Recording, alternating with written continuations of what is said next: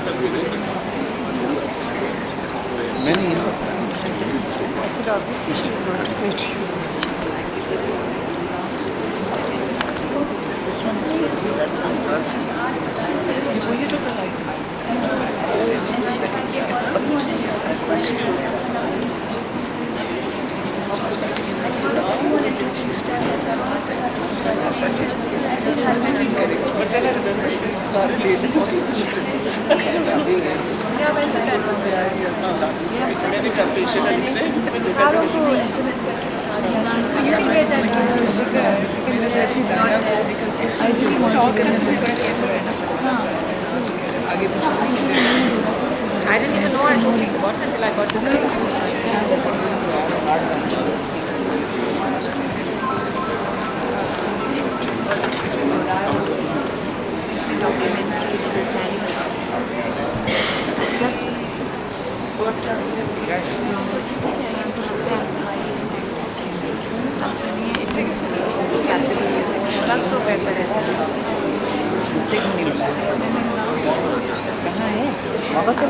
नहीं अभी अभी बल्कि मंसेरा में assignment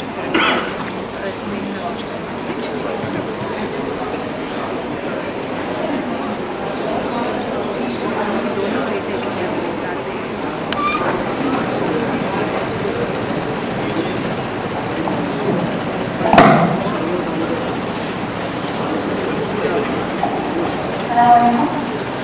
I just wanted to announce that I think our guests have taken the title literally, so they seem to be coming in at the 11th hour.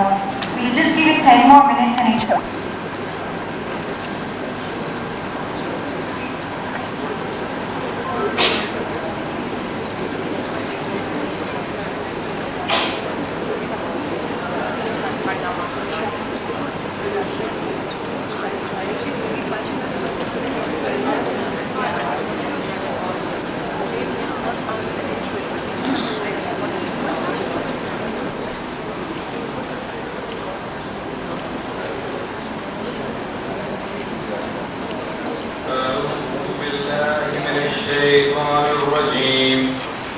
بسم الله الرحمن الرحيم كلا إذا دكت الأرض دكا دكا وجاء ربك والملك صفا صفا وجيء يومئذ بجهنم يومئذ يتذكر الإنسان وأنى له الذكرى يقول يا ليتني قدمت لحياتي فيومئذ لا يعذب عذابه أحد ولا يوثق وثاقه أحد يا أيتها النفس المطمئنة ارجعي إلى ربك راضية مرضية فادخلي في عبادي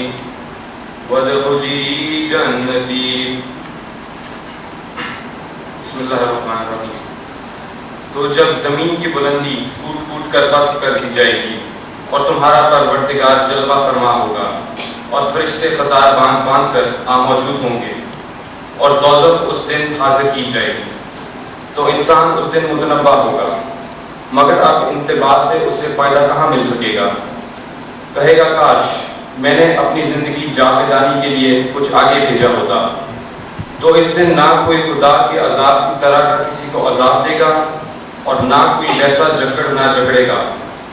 ए इत्मीनान पाने वाली रूह, अपने परवरदिगार की तरफ लौट चल। तू उससे राजी, वो तुझसे राजी। तो मेरे मुमताज बंदों में शामिल हो जा और मेरी बहिश्त में दाखिल हो जा। सल्लल्लाहु अलैहि वसल्लम। Our ancestors from ancient times and the Middle Ages knew that they had come down from above.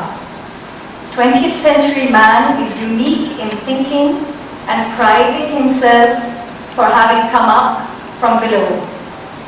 The traditional belief was that the body and soul are the two lowest levels of reality. Together they constitute what we call this world. Above them is the domain of the spirit, what we call the next world, but which in the order of creation is first. This is what Ibn Arabi referred to as the khayal al-munfasil, the imaginal world, not the imaginary world, tied to the soul's limitations, subjective. The imaginal world is a realm which is detached and objective and lies between the material world and the world of archetypes. That imaginal world was a world that Martin Lings had realized whilst being confined to the body. That imaginal world, ladies and gentlemen, is the Allama Iqbal. On this lower plane, the Allama Iqbal welcomes you tonight to the first, inshallah, annual Martin Lings Memorial Lecture. Allama Iqbal welcomes specially our speaker extraordinaire, a gentleman whom God has graced with the gift of clarity. To introduce him, we call upon Muhammad Suhail Umar Sahib, Director of the Iqbal Academy, Lahore. Not because Dr. Suhail Umar is in his own right a metaphysician and continues the legacy of Martin Lings through his teachings, but because he possesses the unique distinction of having been a very close friend and student of Martin Lings, and he continues to be a very close friend and teacher of Dr. Raza Shah Kazmi. Ladies and gentlemen, Suhail Umar Sahib.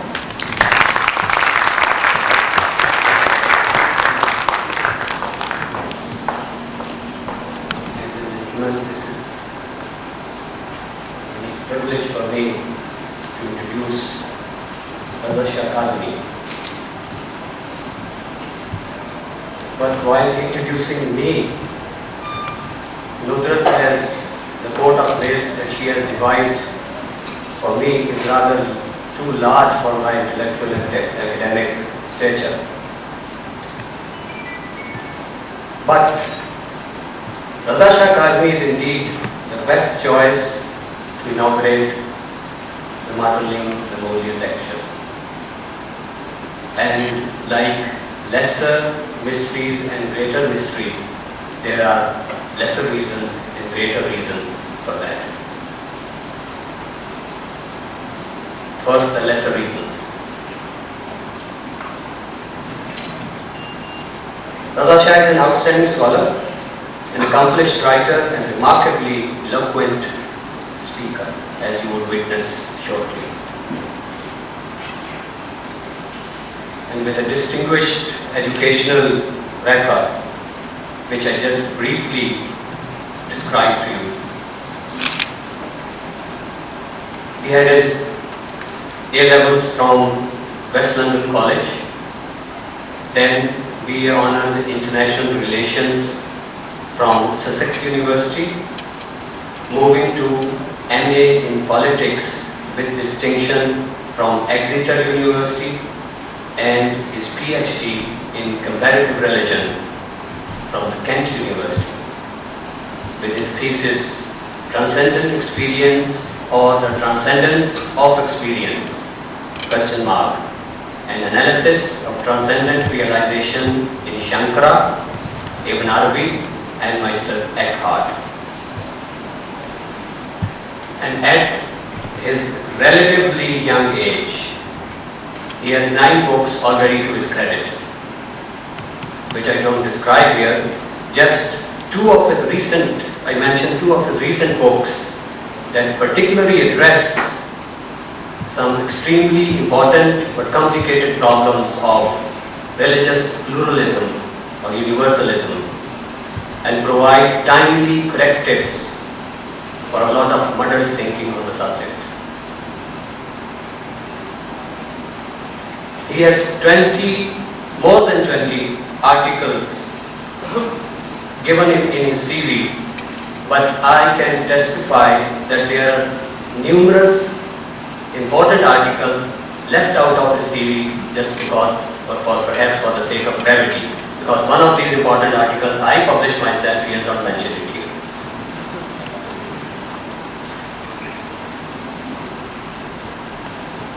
His list of his selected conference papers and talks also bear witness to the profundity of his thought and his keen insight into the matters of the spirit and theological and metaphysical issues.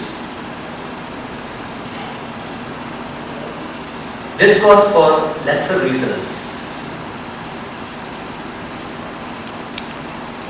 All that I mentioned all pertain to the lesser reason for selecting him for the first speaker of Martin Lings Memorial Lectures. And as you can surmise, there could be many other scholars who would match his academic accomplishments, and many would outshine these. But there are greater reasons for inviting him today to deliver the first Martin Lings Memorial Lecture. Raza Shah Kazmi arrived in Kent, England in the late 80s. He had his natural talent and his spiritual gifts already in place. But for the next 2 decades, Providence had further possibilities in store for him that helped him grow in a more integral manner and brought about the full fruition and flowering of his genius.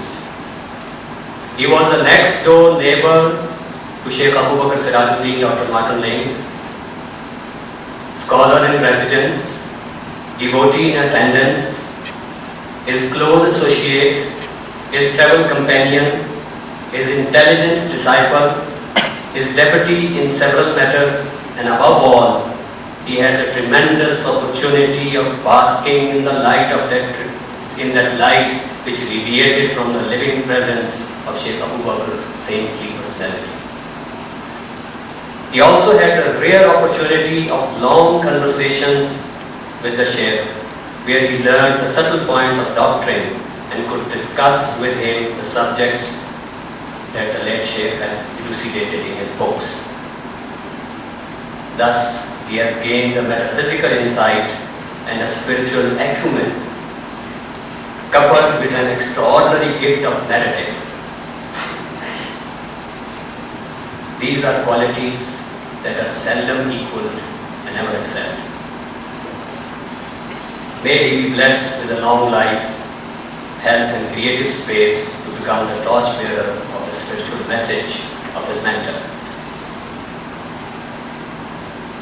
When one stands in the proximity of a fountain, one invariably receives the cool of its environment and the refreshing sprinkle that it spreads. But when the caravan moves away from the source into the desert of centuries, the nourishment has to be sought from the water skins, the hearts of those individuals who have drank deep at the source. And we have invited Raza Shah here today with the expectation that he would give us nourishment for our souls and food for our thought. I conclude my remarks by recounting the observation that Dr. Martin Lings made on one of his talks which he delivered in his presence. We were in Tehran and he was talking on beauty and divine beatitude. And I was fortunately sitting next to Sheikh Abu Bakr Sirajuddin. When Raza Shah Kazmi finished his talk, Sheikh Abu Bakr remarked to me, Sidi Suhail, it was almost like a muzakara, a spiritual discourse.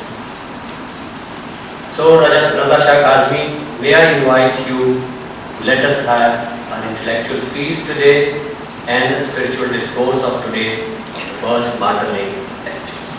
Please.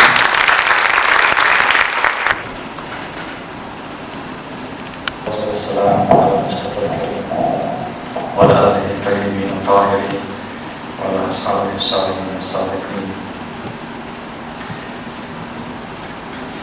There's always a first time for everything, and this is the first time that I've been so embarrassed that I'm tongue-tied. Expectations may be sadly disappointed as a result, for which we only have our distinguished chairman to blame. I of course don't deserve all of that praise, but I'll do my best to introduce to you some basic themes of Sheikh Abubakr Sirajuddin's life and thought. First of all, I'd just like to thank the organisers of this event for the extraordinary effort and the kindness and the diligence and the patience and the graciousness with which they carried out all of the various tasks attendant upon the organisation of this event. And most of all, of course, Mother Majid herself and her husband, Toby Landau, and Hina Hussein and her husband, Amjad Hussein, and all of the members of the host committee. Of course, also my thanks, but slight remonstrance to my teacher for having introduced me in that way, but with his permission, I'll now start. We heard just now the last verses of the Surah Al-Fajr. Louder? Someone saying I should speak louder?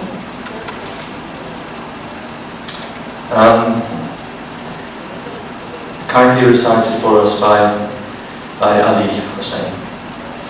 I asked him to recite those verses because I wanted to start with that reference to the Nafs al-Mutma'inna. These verses at the end of the Surah Al-Fajr were especially beloved by Sheikh Abubakr, and he recited them a lot towards the end of his life.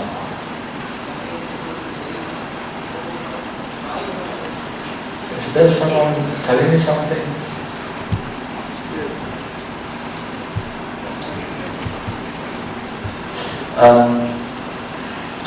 So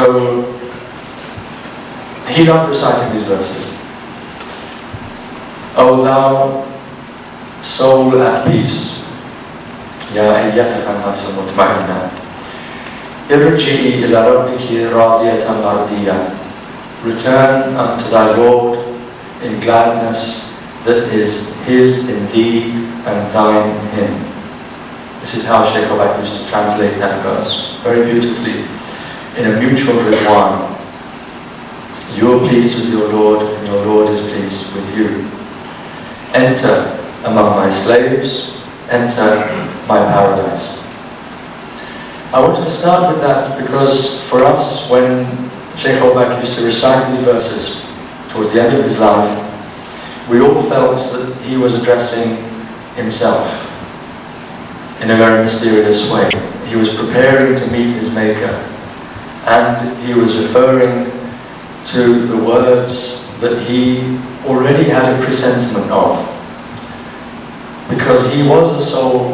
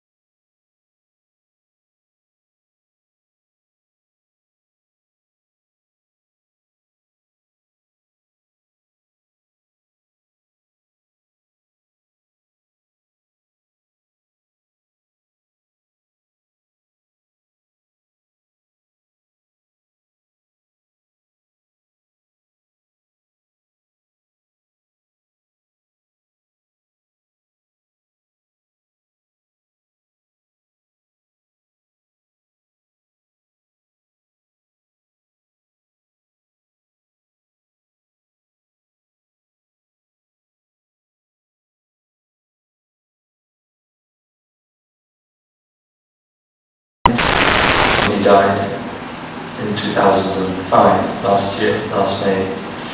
And of course, needless to say, those were the most important and productive and inspiring years of my life. And it's a very, very difficult thing to try and walk in the shadow of such a great man. But we have no choice, because if there's one thing that he impressed upon us, it was that we as human beings are condemned to transcendence. We have no choice. We have to try and transcend ourselves in the very measure that we're aware of our imperfection. Animals have no sense of their imperfections, and they don't suffer as a result of that. We are aware of our imperfection and of our need to perfect our souls. Therefore, we have no choice but to live up to the very highest standards, even if we fall from time to time. What matters is that when we fall, we rise up again and keep those ideals in view as the fundamental basis of our spiritual orientation. So having lived with him for these many, many years and feeling this radiance, we have no choice but to try and perpetuate and prolong the message that he propounded for us.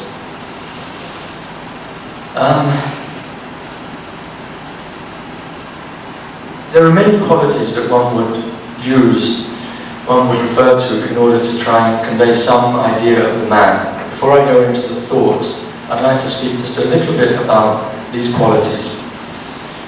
One thinks of discipline, one thinks of Martin Lings.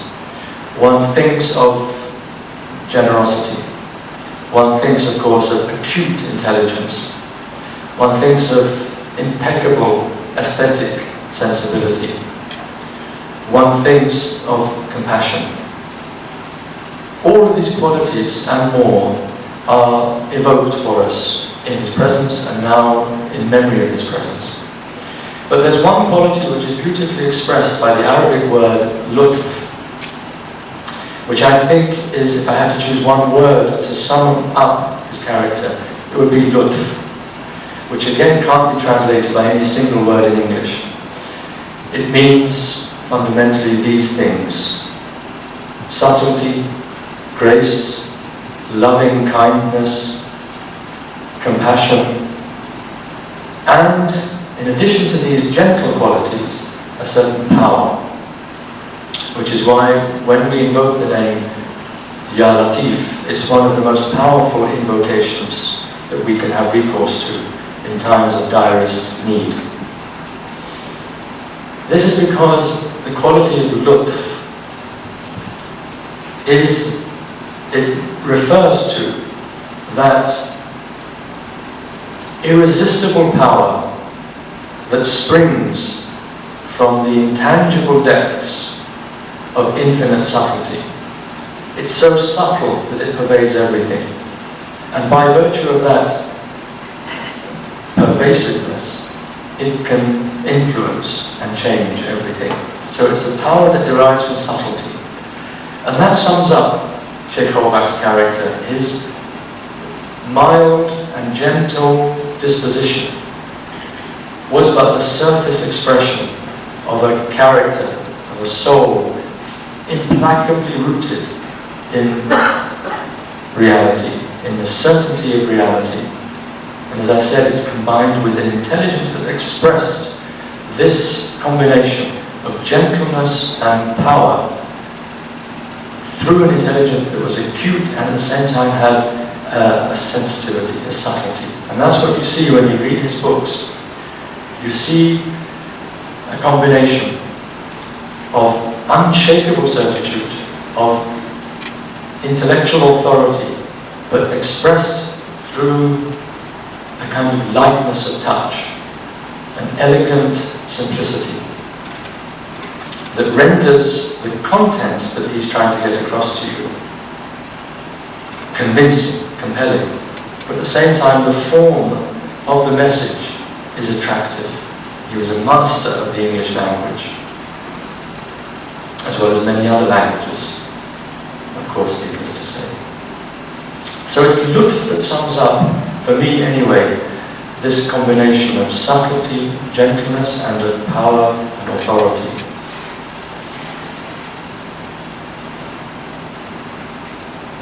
When I mentioned that it was a character implacably rooted in the truth, it was a vision of the truth that inspired him. I want to start to talk a little bit about that vision of the truth. It was a vision that enabled him to write these extraordinary books from the 1950s to the very last, in fact the last book he wrote in 2004 to 5 was published posthumously. He was writing to the very end. And in this range of books, which you have in the brochure, you will see that he was a master in various disciplines. On the one hand, you had books that one could refer to as commentaries, prolongations of the message of Fritjof Schumann, his mentor, the perennial philosophy, to which I will come shortly, inshallah. You have those books like Ancient Beliefs and Modern Superstitions, Symbol and Archetype, The 11th Hour. On the other hand, you have books that expressed his own particular genius, and genius is appropriate in this context. He was a genius in bringing out the secrets of Shakespeare, such that people who have spent their whole life doing nothing but Shakespeare said, this is now telling us what the esoteric, symbolic content of Shakespeare's plays was really all about. His genius was expressed in calligraphy, in a knowledge of calligraphy. He also, in fact, was a calligrapher himself. In his own Zawiya, there's a name that he himself calligraphed. But what he brought to light for experts in the field, one of them unfortunately couldn't make it tonight, to Jamal Hussain, who has made his book on calligraphy. Sheikh Hobak's book on calligraphy is now a standard textbook in Pakistan in order to impart the principles of calligraphy. Then we have, of course, the famous Sirah, which is why so many people have heard of him across the world. His book on the Prophet, sallallahu alaihi wasallam, which could only have been written if this man had truly much more of a taste, a bulk of the presence of the Prophet than ordinary people. It could not have been written without it. When Sheikh Hobak used to write, sign his name in various books, he gave various formulas in the Quran and so on from time to time. But the only book that I remember seeing him write, this verse was for the book on the Prophet. He always used to write, Alhamdulillah, الذي هدانا لهذا وما كنا لنهتدي لولا أن هدانا الله. Praised be the one who guided us to this work. And we could not have been so guided had he not guided us. And this expressed for me something that he had hinted at and towards the end of his life made more and more explicit, which was that he felt divine help. He felt the presence of alayhi salatu wassalam throughout writing that book. He never intended to write such a work. He intended to write a short, spiritual, analytical account of the Prophet's life. Instead, he wrote what's now become a classic biography, comprehensive, regarded universally as the most definitive work on the Prophet in the English language. It was his openness to the presence of the Prophet, this hudur, which I'll come on to in a moment, that rendered it possible for him to write such a work. Now, as I said, there was a vision of the truth that inspired him. And I want to go into this vision of the truth a little bit. Doing so by starting with an anecdote. In 1996 or 97, I can't remember which year it was, we were in a church in London. He had been asked, Sheikh Hobak had been asked to give a talk on René Guénon and Fritjof Schumann, two of his great teachers. And it was a church which had a glass roof. It was more or less open to the sky. The sky was visible through it. And as he started to speak, very soon after he started, he made this remark. When I first read the books of Guénon, it was as if I was struck by lightning. And there are at least 70 or 80 witnesses to this event, that as soon as he said the word lightning, there was a flash of lightning that came through that roof and illuminated the whole hall. We all looked at each other in amazement. Sheikh Al didn't bat an eyelid. He just carried on as if nothing had happened. And in the car I said to him, Sayyidina Sheikh, did you see what happened when you said the word lightning? He said, yes, I noticed something. It really didn't impress him. We were all dazzled by this apparent cosmic stage management that it shone at the very moment on cue for him when he used the word lightning. For him it was nothing. Why? Because the truth by which he was struck was a truth pertaining to immutable principles and not possible phenomena. It's possible that the lightning could have come as a result of just coincidence. It's possible that, as with the Indians, the Native American Indians, when they have their sun dances, and when they see clouds approaching, it might disturb the sun dance, they pray to the Great Spirit and say, please don't let that cloud come. And likewise, there are many witnesses to this extraordinary event when the Crow Indians were having their sun dance, and Mr. Yellowtail prayed, and this huge black cloud that was coming over about to cover the sun split into two and just went all the way around and then joined up behind. Such things happen when there's a total receptivity to that spirit. But as I said, Sheikh Al, it could have been something like that, it could have been coincidence. Whatever it was a phenomenon, an event, as opposed to a principle which determines all phenomena, but which is above and beyond them. If you're rooted in the certainty of the principle, you don't have time to really dwell on phenomena, to try and decode them, each and every one of them. They're all signs of God, however one wants to interpret that. So we ask ourselves, what was that truth by which he was struck? How can we begin to talk about it? The first thing to say is that it's a truth that calls out to be realized in the heart and not just thought about with the mind. In other words, it's a realization of truth. It's a process of assimilation. It's not a static datum, a piece of information which you simply register with your mind. It's a realizational truth, a truth, al-haqiqah, that calls out to be realized through tahaqquq, through tahqiq, making that realized within yourself. That's the first and most important thing to say about that truth. The truth of principle, of the absolute reality that calls out to be realized as such. The second thing to say about it is that for Sheikh Al and his teachers and the perennial philosophy generally, this truth pertains not to any particular religion, but to religion as such.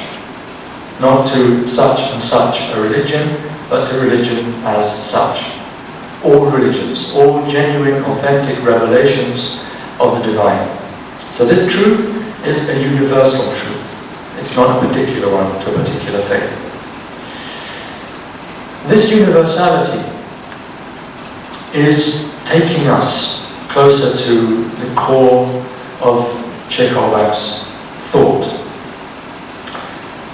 He, in addition to accepting the basic axioms, the assumptions, the principles of the perennial philosophy, according to which there is one essential truth, like pure light.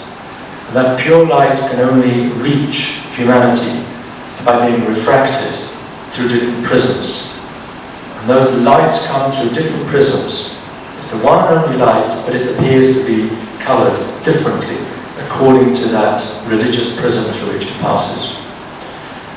one truth in essence, a multiple truth, differentiated truth in practice. In addition to accepting that basic theme, Sheikh al-Bakr went a step further, one might say, in the direction of making that truth more assimilable, more digestible, more acceptable within an Islamic framework, and using specifically Islamic verses of the Quran and sayings of the Prophet to show that this universal perspective is very much at the heart of the Islamic message. If you read the writings of Richard Shawn or René Guénon, very rarely do they actually refer to the Quranic verses in order to uphold or demonstrate or prove their basic thesis of the transcendent unity of religions. Because they were telling us that if you go deep into any particular religion, you come to an esoteric essence which will be identical at its summit to the esoteric, the inner. Esoteric simply means the inner as opposed to exoteric, which is outer.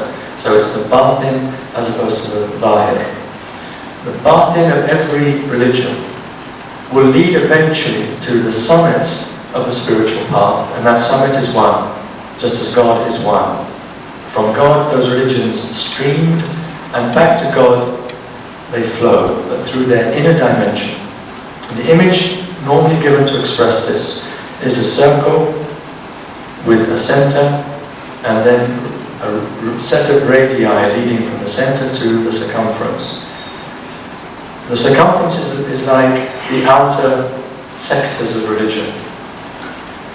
The center is, of course, the haqiqah.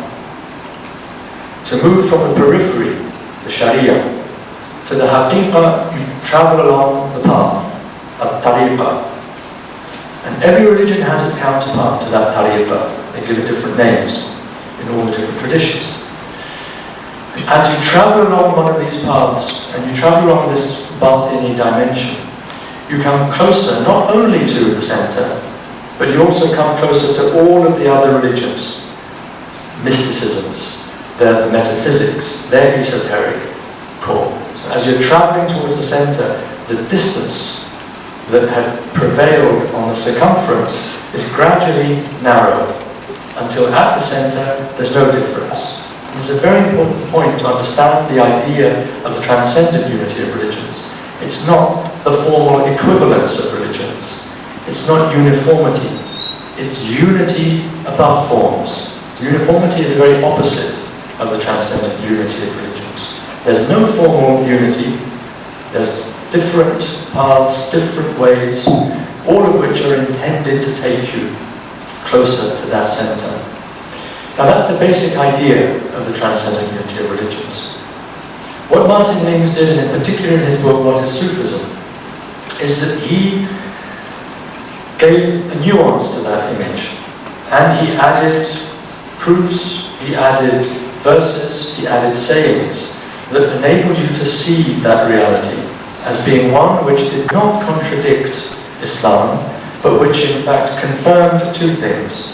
One, that Islam was totally at one with this idea of the transcendent unity of religions, but secondly, that the glory of Islam actually lies, at least in part, precisely in affirming the universality of truth, affirming the validity of other religions. Sheikh Abad used to say that the average Muslim will willingly sacrifice the glory of God to the presumed glory of Islam several times a day. That it's a kind of idolatry of this entity called Islam, which detracts from the sincerity and the totality of your orientation to the essence of God, which transcends all religions. So he said that it's falling to the Sufis more and more to do justice to the verse of the Quran which says, وَمَا قَدَرُ اللَّهُ حَقَّ قَدْرِهِ وَمَا قَدَرُ اللَّهَ حَقَّ قَدْرِهِ. They do not measure God or rate God at His true worth. We have to give God his due, and that means recognizing the beauty and the wisdom and the truth of religions other than Islam, as well as Islam. And many people say, if that's the case, then, I was asked this question just the other night, why remain a Muslim? And Sheikh Abak had two answers to this question. I heard, and based on things he said elsewhere, I would add another two reasons. Because this is one of the biggest misconceptions of the transcendent unity of religions, that somehow it's not true to Islam, somehow it relativizes Islam, somehow it dilutes your commitment to Islam. Whereas in fact, with the proper appreciation of these principles, it can do the very opposite. It can deepen the intellectual substance of your commitment to Islam, making it less sentimental, more intellectual. The first reason he would give is, yes, salvation is found outside of Islam, and he would quote verses in support of that position, which none of the Zahiri ulama, the ulama of the Zahir, would be able to contradict. They would only be able to say, well, according to these commentators, such verses are either abrogated or restricted in their meaning. But the literal meaning of those verses is that, for example, the verse that says, those who believe, the Jews, the Christians, and the Sabians, whoever believes in God and the Day of Judgment and acts virtuously, will be given his reward from his Lord, no fear or grief will befall him. 262, and repeated almost verbatim in Surah Al-Ma'idah. He would say this, and he would say, but obviously there's salvation outside of Islam. And then people would say, well then why remain a Muslim? He would give two answers. He would say that it's in the nature of religion, in its formal structures, and in its human manifestation, to degenerate. The Quran refers to how over time the hearts of certain people became hardened. And this is a universal kind of sclerosis that sets in, a hardening of hearts as you move further away from that original freshness of the source of revelation. He said that that's a universal phenomenon, and Islam, being the youngest religion, the most recent revealed religion, has had the least time in which to degenerate. Therefore, you were closer to that, the freshness of that spring, that source. The second answer that he would give often is that, and in fact he gave this answer when he was so often asked, why did you become a Muslim? And often it was followed up by a subsidiary question, now alhamdulillah you can see the error of the Christians and the Jews. And he would contradict that. He would say, no, I became a Muslim because the Christians and the Jews are given not just tolerance on a legal plane, but reverence. We revere those scriptures. We are muhaymin. The Quran refers to itself as a guardian over those scriptures. We have to preserve them. He would answer by saying, I became a Muslim because when I was seeking a spiritual path, there was no Meister Eckhart in Catholicism. If there were a Meister Eckhart, I would have followed him.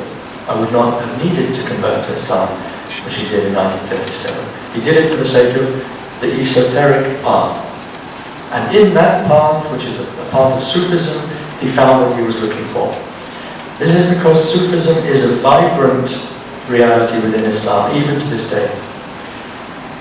Whereas in the other religions, it's much more difficult to find masters and the equivalent of Sufi tariqas that are still so vibrant and so dynamic and attractive.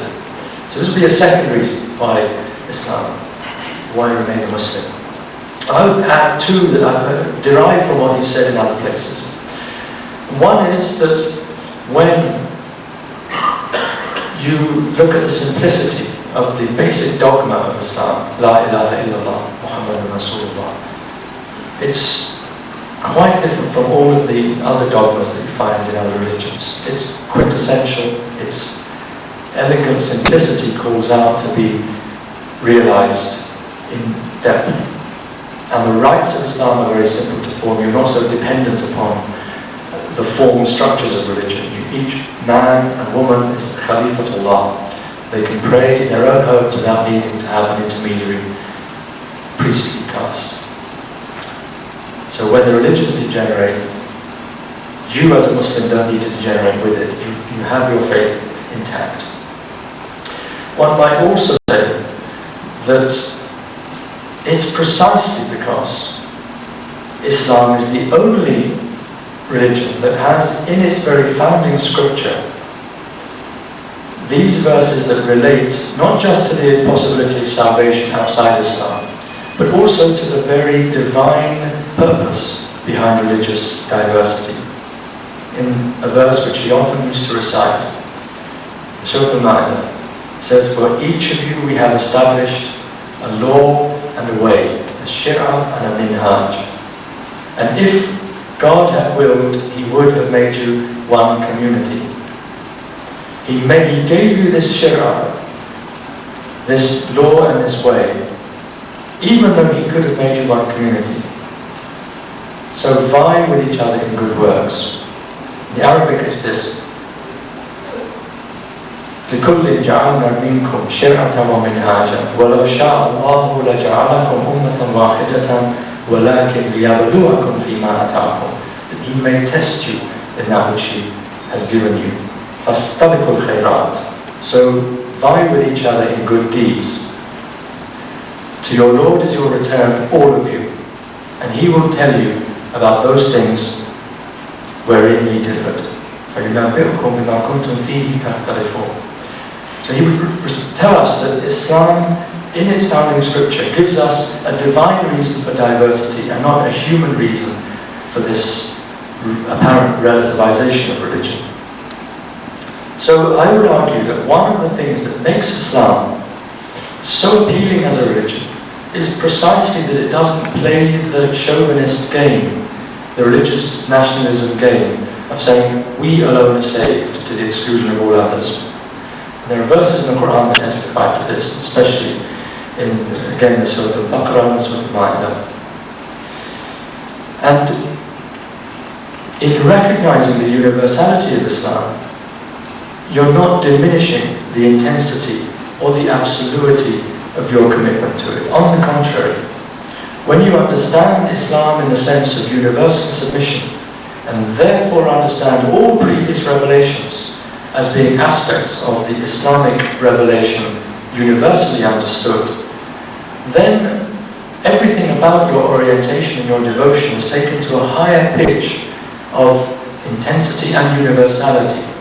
It's not restricted. Now, this is not a message for everybody. It's not preached to ordinary people who are very happy within the confines of Islam.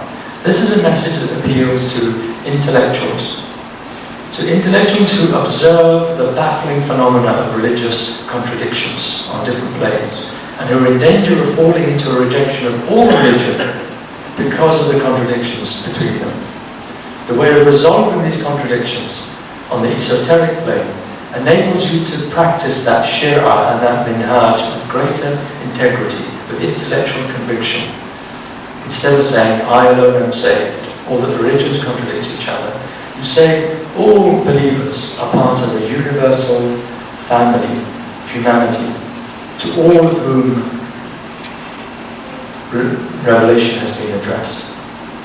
You can throw yourself with greater fervor into something that you believe in with all thy mind, to quote one of his articles, which has recently been translated by the Iqbal Academy. A very useful article, a very useful form it's come. Previously it was very difficult to get hold of. Now it's been republished in the Iqbal Academy journal. With all thy mind. It's not just loving God with all thy heart, with all thy soul, with all thy force, but also with all thy mind. So he would make this nuance to the image that I gave earlier of the circle and the center and the radii. He would say that this image also implies something by virtue, note the words he uses here, by virtue of the idea of concentration which it evokes. The idea of concentration. Now we all think of concentration in terms of our mental effort to concentrate, but he's using it in a very specific sense here. He's saying concentrate. Con meaning with, centrate going to the center. The idea of concentration, the idea of coming closer to the center, which this image of traveling along one of these spiritual paths, these mystical paths, it evokes the idea of concentration. And what is concentrated? Not just the soul that's moving closer to the center, being with the center, but what is also concentrated is the dose. And again, he uses that word, like medicine. It's a stronger dose, a more concentrated dose of the quintessence of your particular religion. Because if that center is understood as a center of pulsating life, wisdom, beatitude, sanctity, it's pulsating with this all the time, and we're just not open to it.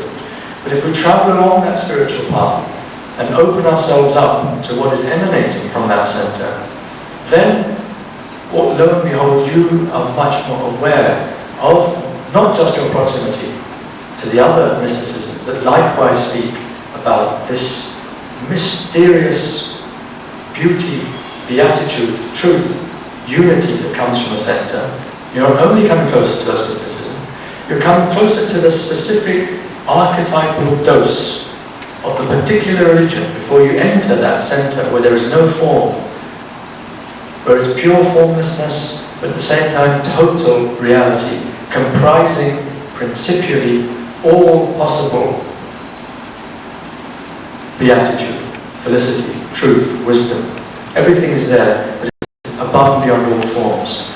When it expresses itself as form, when that hidden treasure manifests itself, wishing to be known, it does so according to a particular face, you might say, of the divine that is turned towards that religion. The God that speaks in the Old Testament is one and the same God that speaks to us in the Quran, but with a very different face, a very different tone, a very different voice, but nonetheless recognizable once you travel along that path, along the Kabbalah within Judaism, recognizable as exactly the same deity. We're told to say, our God and your God is one God, but not on the level of form and not on the level of revelation. They're very, very different types of revelation. So, as you travel along this path, according to this image given us by Sheikh Allama, you receive a stronger dose of the particular essence of your religion. So you become more